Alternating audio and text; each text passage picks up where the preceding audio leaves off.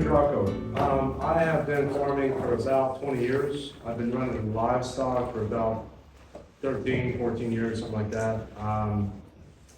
We have done cattle, pigs, chickens, turkeys, and sheep. I ran sheep for many years.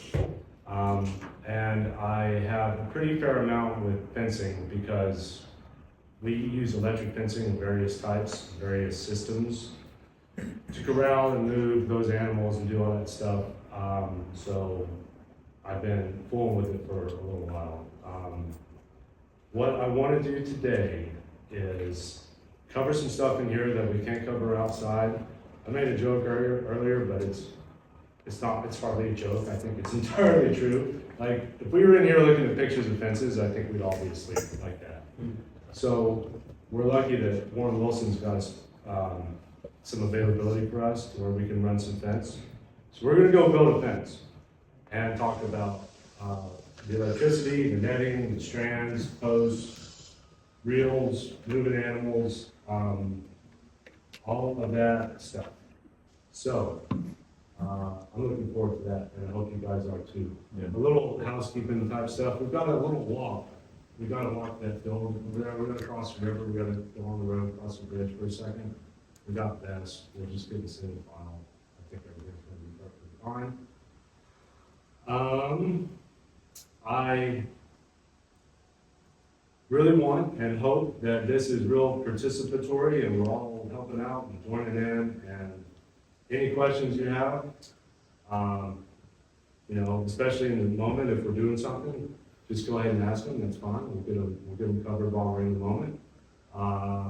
If it's a big picture question or something, we might do that when we get back here. We are going to come back here. So I don't know if you got like a bag or a jacket or something you want to leave. We'll come back here. We'll be here at 4:45. That's what we're at. So there's some stuff I can do out there we got to talk about. Number one, the big one, kicking it off, fence chargers. There's basically two types. There's solar, right? And then there's plug in the wall, plug-in chargers. Both of them have their advantages and disadvantages. I don't know if you guys are doing perimeter fencing around a property or the farm or whatnot. Yeah. But if you are, think about, what I would encourage is this. Like, these black, this thing, this border, this black thing, you know, are like an artist, like the frame of a picture, like it's your perimeter, right? But you can do whatever you want inside. If you're moving animals, or if you have a garden, or if you're moving the garden and keeping animals out. You're doing cattle with chickens, following them, any of that stuff, some of that's gonna require fencing. But, and we'll see it. But you can put them wherever you want in here. And that's just a matter of building lanes. Come on, sorry, you're fine, don't worry about it. That's just a matter of like paddock setup and building lanes and getting your animals moved. That's getting more into livestock management, husbandry and all that stuff, which I think we'll probably talk about a little bit. But I don't want to turn it into like a big racing class or anything like that, because I'll go on my soapbox. That'll be the second thing. Understand this too, with electric fencing. This is important. Electric fencing is a mental barrier. Electric fencing is not a physical barrier. If the animals want to get out, they really want to get out, they can. It's not 5 strands of barbed wire where they touch it and they get hurt, or it's not some kind of concrete. It's a mental barrier. So we're using that mental barrier. We're using that effect to manage our animals the way that we want them managed. And when I say they can get out if they really want to, don't let that scare you. Just understand that, but it's important to know that they can get out. It's not like, it might be a dark analogy, it's not like putting, you know, a jail cell or something like that. They can get out. I find if you're fair with your animals and if you give them a routine, if they have everything they need, they cooperate pretty well. And then you get that relationship going, which is nice. Get that animal stewardship going. So, chargers. I've used solar and I've used the plug-in-the-wall ones. Let me say a couple things. I'm not a fence charger salesperson. I don't work for a fencing company or anything like that. I'll just share with you my experiences that I've had, and we can go from there. Have you all ever heard of the term Joule for fence chargers? Joules, J-O-U-L-E-S, Joules, J-O-U-L-E-S? Like scientific term, or is there a brand called Joule? Oh, it's like, it's a scientific electricity term. measurement. Sure, it's a unit of power. Sure. I hadn't heard about it until I started doing fences. Think of a joule as the horsepower that pushes the electricity. So how far do I gotta go from here to the corner? Do I gotta go from here to the top of that mountain? Am I going from here to Asheville? Whatever. How far am I going, right?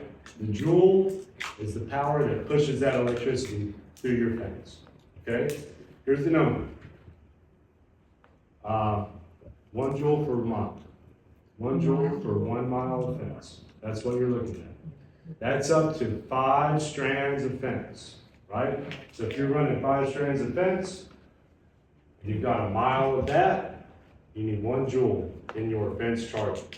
The solar chargers or the plug-in-the-wall chargers, plug-in, I guess I should call it plug-in chargers, they're gonna be rated by their joules, or they're gonna have a rating of joules in them. So that's something that you need to know. Now, again, I like this little analogy. I don't have any pictures or slides or anything like that.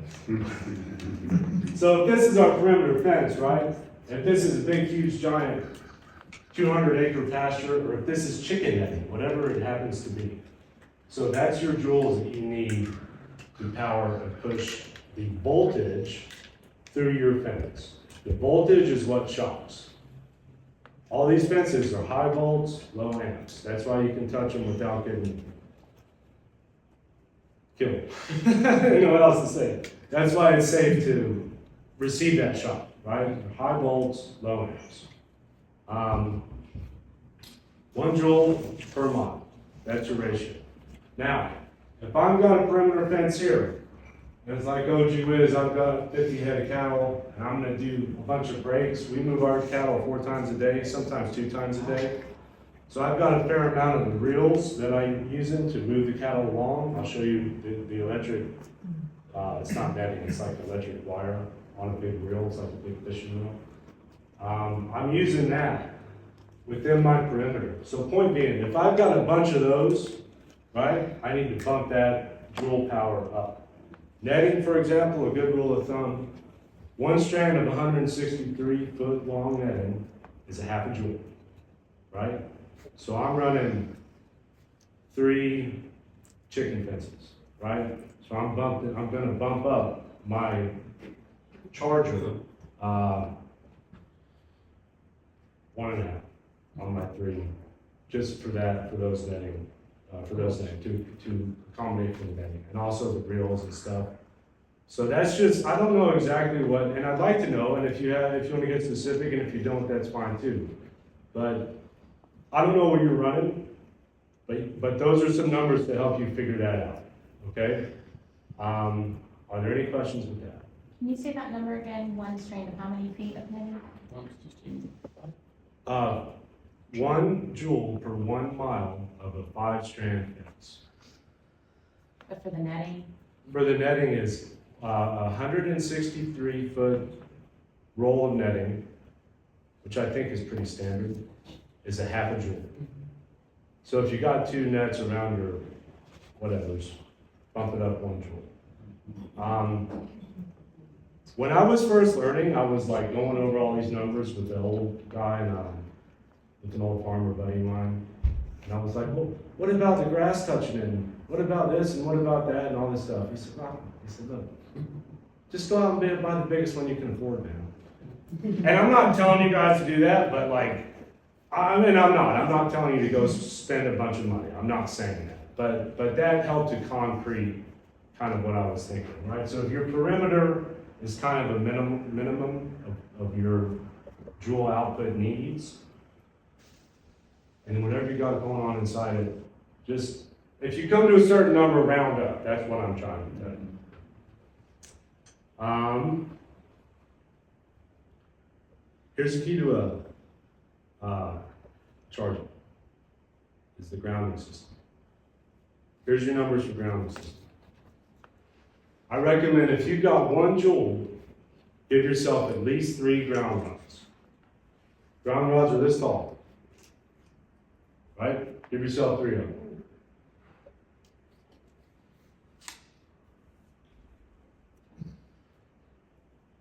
If I've got like some small chickens or a small yard for chickens, you know, and there used to be this, you can drive like a rod in the ground and you set your little solar charger on and you hook the foot to it. That's fine, because that's a real small load. But if you're running some perimeter fence,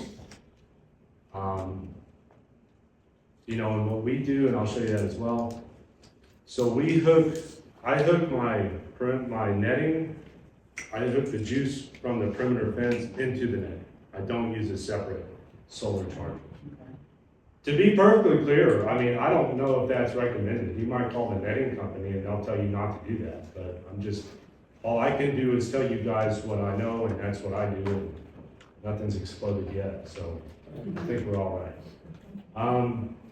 Give yourself 3 ground rods.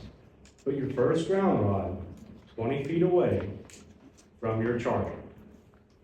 If you're on solar, that might be a little bit different. I'll get to that in a second. But if you got a plug in the wall one, run your first ground rod 20 feet away.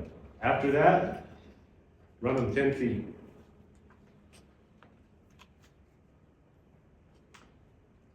Avoid any other ground rods in the area. Like if you got one by your house or something, like try and go on the other side here. Just avoid, give it some room, because it can interfere. So an animal touches a fence and they are grounded, and that charge and their grounding goes back to the charger, which then in turn goes to the grounding system, which gives you the pop, which pops the animal. So your ground rods are like, they're half your fence system. Every joule, 3 ground rods for 1 joule. Every joule you go up, put in another ground rod. That's my suggestion. I got a question. Yes. I'm having trouble reconciling, on the one hand, 3 rods per joule, and the joule is, you linked it to each mile, right? Because you're also saying space the rod every 10 feet. The rods. So it seems like for a mile, you need a lot more than 3 rods. no, Or so per if you, joule. sure, thank you. Yeah. I mean, if you have a 1 joule fence, start with 3 ground rods. If you have a 1 joule charger, start with 3 ground rods. Every charger you bump up, every joule you bump up, add another charger. So a 3 joule fencing system will have 5 ground rods. 3 to start with the first joule. Okay. I need another joule, that's another ground rod. I need another joule, that's another ground rod. Okay. Put your ground rods. Close to the charger, I mean, they're at least 10 feet away, or 20 feet away, but So I you're got not my, scattering them around the perimeter precisely. fence. So I got my charger here, it's plugged in the wall. I'm running my line 20 feet away, ground rod number 1. 10 feet, number 2. 10 feet, number 3. 10 feet, number 4. You'll have to give that some thought. Here, for example, mine's in the barn, right? We got a little power thing in the barn. You do want it to be inside. If it's a plug in the wall, you do want it to be the inside. Obviously, the solar ones are made to be outside. On the eve of the barn where the roof, you know, the rain falls, we don't have a gutter, where it's real wet in there, and it's right by the side, so it's not in the middle of my pasture or anything like that. That's where I stick my ground rods. Another recommendation, if you have a spot that's wet, like wet soil, that's gonna be better for your fencing system. If you have a spot that's wet to stick your ground, that's gonna be helpful. So you said to buy ground rods that are 5 to 6 feet tall, Is that? Yeah, it's a pretty standard thing. Okay. They're about And yay then how tall. far into the ground are we? Just a few inches? Nope, till you got that much left. Just, Sticking out. Just stick with it. oh, that's what's left. I see. Oh. You I'm need glad that I asked. resistance of the soil. Okay. It's a pain in the ass. But you only gotta do it once. Yeah, it would be good, yeah. We'll go drive one, don't worry. Give it some thought, because seriously, you only have to do it once. But just make sure that you're good with where your grounding system is going, okay? You're gonna connect the ground rods with an insulated wire. Steel or galvanized wire. We also have, I'll show that to you guys out there as well. This little part's important too. Make sure that your ground rod and the ground rod clamp are the same material. If not, it goofs it up and your wire gets rewired. I don't know what it's called, I'm not an electrician. If I got a copper ground rod and I'm using a clamp, you have to use a clamp. Make sure your clamp's copper. If I got a steel ground rod, get a steel clamp. That's what I'm saying. And is the wire, is your insulated wire between the ground rods above ground? Mine is, and then I use staples just to stick it down. And yeah, I put some landscape fabric down and, Does it You matter know- what material the insulated wire is? Does that also need to match? it would be good, it would be best if it matched as well. It would be best if that material matched as well. And it's insulated, so it's not that bad, but it's a little bit of a pain. So you're running your ground rods, you've got to drive them in the ground until they're about, you've got yay coming up. You put your clamp on, and then you've got to snake your wire through there, and it's insulated, and then you snake it through your other one, and then you snake it through your other one. Get it all nice and neat, all where that wire is supposed to be on your individual rods, and then you just got to cut it, expose that wire, and put it in the clamp, and there's a little screw. You just screw that down, make it nice and tight. Once a year, twice a year, I'll go and just check my screws, make sure they're all nice and tight. And how does it attach to the fence then? That's attaching to the ground rods, right? Or That's attached to the ground rods, which in Okay. turn goes into the terminal of the fence charger. Right? So all of those go back to the fence charger, even the furthest one away? They all are connected and go back to the fence charger. Just the charger? Yeah. Okay. So that's, for example, we had a sister farm, there's this big farm that I know about, and he's got like 12 or 15 ground rods, right? Just so you understand what I'm doing. And then so you just do that on the perimeter and then you're running extra fencing inside and you don't have to worry about additional ground rods because it's all done on your perimeter fencing. And you just make sure that that has enough joules to cover the perimeter and the interior fencing. Is that correct? That's correct. If you are running if you're making all of your fencing electric from your perimeter, and your perimeter has a sufficient grounding system and sufficient output of joules to get your voltage up, you're good to go. But you need to plan for all of that length, not just the perimeter length. Like if the perimeter was a mile, but then you had So I another got- mile of paddock fencing and other things, should you size your charger for 2 miles? Absolutely. All right. Great. So let's do a quick recap. I got a mile of perimeter fence that I gotta make high. That's joule number 1.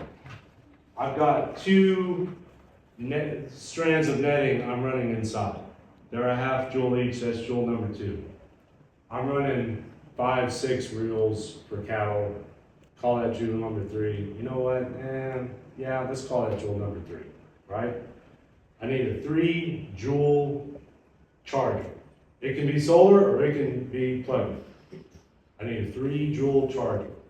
The 3 joule charger, I need 3 ground rods. The first ground rod's gotta be 20 feet away from my charger. The other ground rods are 10 feet away from that. So here's my charger, that's 20 feet, 30 feet, 40 feet. I've got 40 feet of the wire, taking it from the ground terminal of my charger down to the ground. I'm running out, what did I just say, 40 feet? Boom, boom, boom. Tighten my screw. Grounding system's all set. Yes. Sorry, I thought you needed 3 rods for a 1 joule. And then 1 Oh, additional. did I goof up again? I did, didn't We're doing a 3 But joule. I was trying to feel- It's cool. Three It's plus a one plus one. Yeah, I? yeah. How many joules we have? 3. Three. Yeah. So you need- So So we you need need three. 3. One joule is 3 One, rods. one, yeah, okay. So 5 total? So 4 or 5, I need 5 ground rods. Yeah, Thank you okay. so much. Yeah, sure. So 5 ground rods, 20, and then now you're going out the additional 4. Right. Yes. Does that make sense? Yeah. Right, that's a good question. So you have a charger at your barn, wherever you have it, right? And then, but the fence actually at the start for the livestock, maybe a quarter mile away. Mhm. How do you get from that first point to the actual fence start? Great question. You got 2 options. Option 1, what I would do is run that same type of wire, of insulated wire, from my hot terminal of my charger to my fence. Okay? Buried? You could bury it, that's fine. If you're crossing a road, especially like a gravel road, get an old cheap pipe and shove your wire through that pipe on that road. So when people are driving over it, it helps, gives it some protection. Option 2, consider solar, just consider it, it might be better bet. Solar chargers are comparable to the plug-in? Solar chargers are comparable to plug-ins, they absolutely are. Price wise? Yeah, they are, and you guys should know, man, like, you're gonna spend some money on a charger. They're not like insane, but they're, you know, a good charger's 400, 500, 600, 500 bucks, probably, you know? And then the big ones, they're pretty, you know. I think the biggest ones I've seen for like big ranches are like $1,200. I wanna say another thing about, we good? Yeah. I want to say something about chargers. Did I finally get my numbers right? Yeah. Okay, joules, ground rods. Quick note. Not that I've ever done this. Make sure that you put your ground rod into the ground terminal of your charger. Make sure you put the hot electric part into the hot part of your charger. That is actually pretty important. I would not, in my personal experience, recommend that you get a charger from your local store. I would recommend, in my personal experience, that you get a charger from a good manufacturer. Premier One is good. Ken Cove is good. KEN code? KENCOVE. And Timeless Fence is good. I'm sure there's other good companies out there. I'm not mentioning them on purpose. I'm not mentioning them because I don't know about them. I'm just telling you the ones that I know. As far as chargers go, Stayfix, STAFIX, which actually has become SpeedRite. It used to be green, now it's red, now it's called SpeedRite, everything's the same. SpeedRite fence charger. SpeedRite is a good brand. Gallagher is a good brand.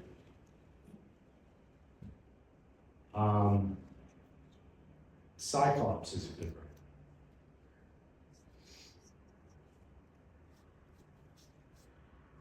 The reason I'm telling you guys to go with a company that specializes in chargers is so after this class or whenever you do it, you can do all your math and say, hey, I've got this much fence, this many pieces of netting, yada, yada, yada. What do you recommend? And you do your homework and you figure out what you think you want and then see what they say.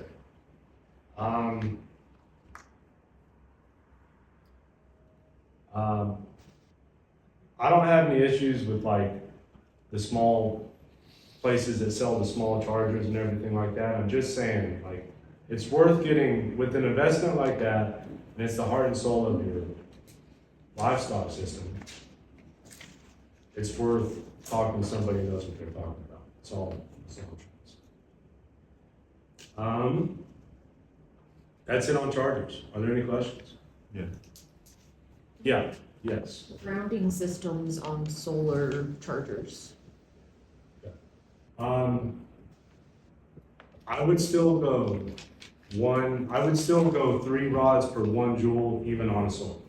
If it's something smaller, you could probably get away with 1, and I don't know how small it is. And then when you scale down, and like Ken Cove and Premier and all those guys, they can help you with this. If you scale down on the amount of output that you need, they'll be able to tell you they'll be able to recommend a good grounding system for you. But I've had great luck with 1 joule, 3 rods, Same spacing on a solar, same 20 spacing and on, then every 10. yeah, same spacing on a solar. We've got a field, we've got a gate, here's my gate right here. I got my solar charger pointed south, and then the fence runs straight. And just right under the fence, where the cattle can't get or where no one's gonna walk and yada, yada, yada, that's where I've got my ground rods. But yeah, it still needs a good grounding system. They say that if your fence isn't working, or it's not hot, or the animals are getting out or whatever, and you go and you touch it and you don't feel it. Not that I recommend that. I should say that you go and test it and it's not very powerful, that's what I should say. Check your ground system. Tighten your things, you might need another ground rod, check your grounding system. Make sure your clamps are tight at your charger, and stuff like that. How do grounding, if you say you're using like netting for poultry or something, and you're moving it, it's like logistically, how are you moving your ground rods? How does that work? You're not. You're not. You're- If you're keeping a solar charger with some netting, Uh-huh. that's gonna have some kind of grounding system. Yeah. And there's also smaller ground rods Uh-huh. that are like, I don't know, 2.5, 2, And 3 you're, feet. so you're moving the, And you're moving moving the ground those. rods too. You're moving the Yeah. ground rods. I with- think ours is, it has the small stakes on the bottom, but I can't remember if it's supposed to, if I'm supposed to have additional grounding, I don't. Fair enough. I mean, I'd recommend, because I don't know like the individual things that you got, so, but someone will know that, like whoever the company and manufacturer that is. Can you have too much grounding? I don't think that you can have too much that's gonna negatively impact your system. But logistically or spatially, economically for. But you can err on the side of getting extra. Yeah, you can err on the side of going big. and, sorry, just with the solar charger, do you ever have any issues with like not enough sunlight, or it's not as powerful as something that's plugged into the wall? Like, are there any issues with that from the sun shining kind of cloudy day? I don't know. I've seen, yes. The answer is yes. I've seen them fluctuate, like there's a meter on them, and in August it's right here, and in January it's right here. So the rule of thumb on your chargers, whatever they are, on your voltage, to give a sufficient resistance, you want to be above, 4,000 volts. Most chargers go up to 10,000. If it was down to like 3,000, I'd check it. I'd check the system, maybe add a rod, make sure all my stuff's good. Solar, it's gonna be dependent on how much juice it's getting from the sun, especially if it's running 24/7 at night as well. And yeah, it's, January, February, it's been cloudy for 2 weeks. It's gonna struggle to check it. Batteries too. Yeah, batteries, and there are battery chargers as well. A lot of, the good thing about the portable chargers, the solar chargers, is a lot of them have a solar capability, as well as you can also, in addition to that, but not at the same time, but in addition, plug in a battery. And that might help get you through. They go back up. Yeah, that might be a good backup to get you through the hard times, the low energy. Yes. Tips and tricks on like low moisture in the soil, like during periods of drought, I'm not getting enough charge. You might have answered it with, I don't have enough grounding rods, but I start to lose any kind of power during droughts. Everybody Is breaks there any down. way you can just put water there, throw a couple That's what I buckets of do. water? I was just wondering if there's a different trick or any other tips. Does it help? It does, yeah, temporarily, yeah. Yeah. You can mulch around them and put like plants around it that'll help retain the moisture in the area Could maybe. improve, yeah, improving the soil would help Put some swales around it. over time, yeah. It's just, I feel silly going out there and watering. Not